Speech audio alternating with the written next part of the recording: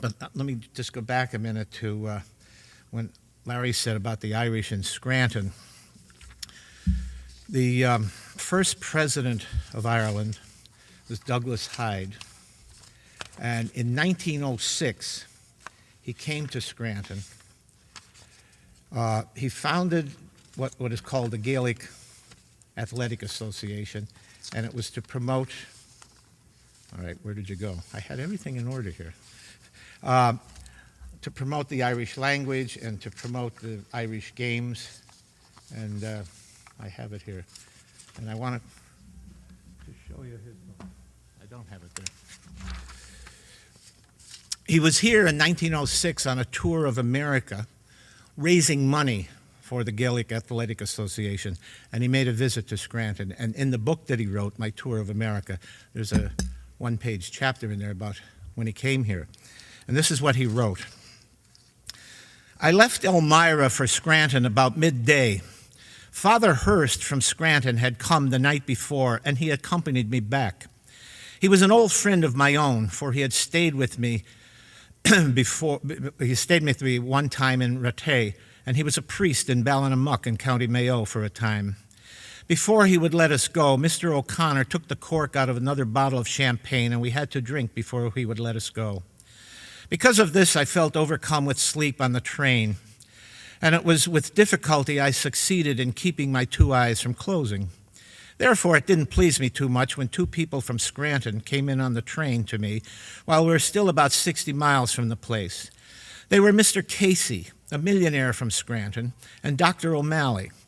There are two Caseys, whiskey makers, who hail from Colfin, or someplace close to it, where my friend McDermott lives. They were delighted when I told them that I knew Colfin extremely well, and that it was often that I had fished in the Ling River and Lough Derg. They put a name on the whiskey they made, the name of some place close to Colfin, which I cannot now remember. When we reached the station, the mayor of the city sent his own car for me, bedecked with the flag of America and the flag of Ireland. We had a fine meeting of 1,200 persons in the evening who contributed from 2 shillings to 6 shillings a person. The bishop, Dr. Hoban, and Mayor Dimmick, a tall, handsome man of Welsh extraction, came to the meeting and were seated on the podium. The bishop spoke, but I do not remember who was in the chair. I spoke myself for 2 hours. Scranton is full of Irish people, miners all. Many of them come from County Mayo. Father Hurst told me there is more Irish being spoken in Scranton than in any other city in the world. And it is a big town of about 170,000 people. Coal mines created the wealth of Scranton, and there are mines burrowed right under the city itself, and I have heard people say that the city will fall into the mines someday. I met a good Irish speaker from Connemara, one Mr. Griffin. He and the Caseys and Father Hurst and Dr. O'Malley and the leading Irish people and I met in the city. It is on the Lackawanna Railroad one goes to Scranton, and it is known as the Anthracite Road because it is coal all the way. So I wanted to share that with you to show you the influence, especially from County Mayo, where I have roots, and we have some pictures here. Now,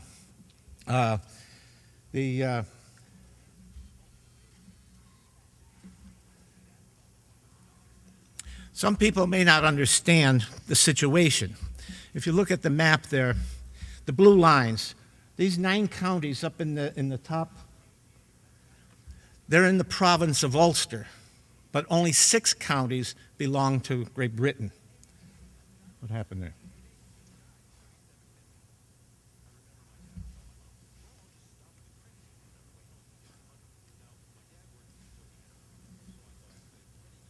Oh, technology.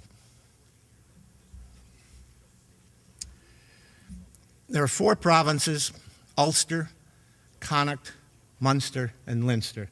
There are 32 counties making up the whole country. Right?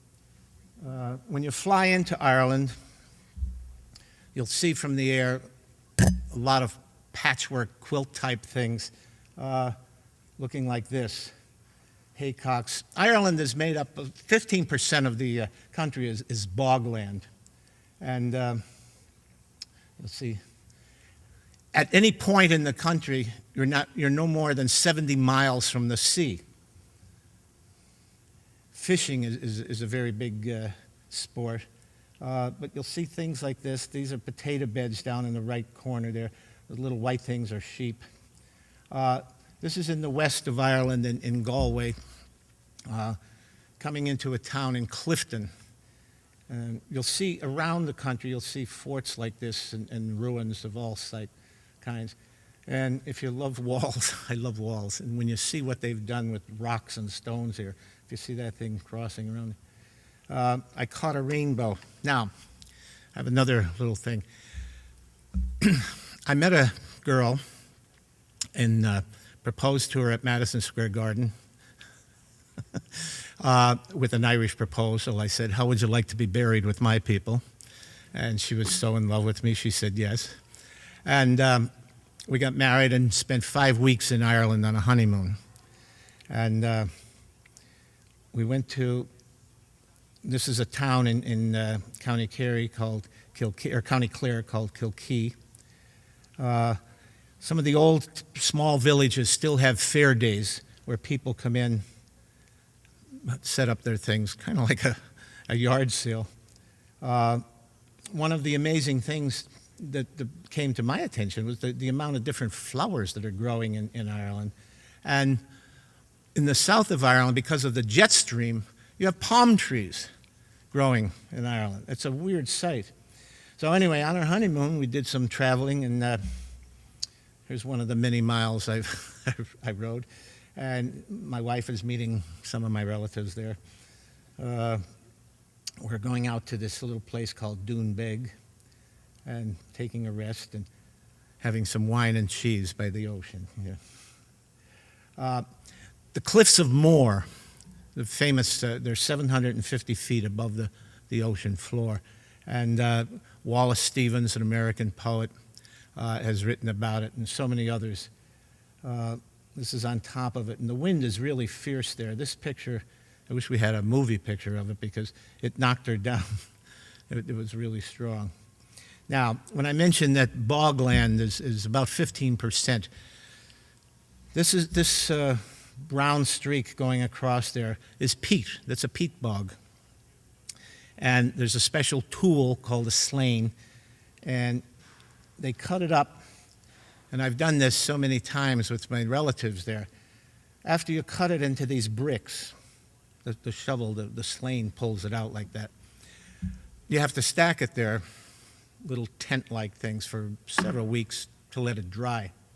And then you have to haul it home. It's a very labor-intensive work.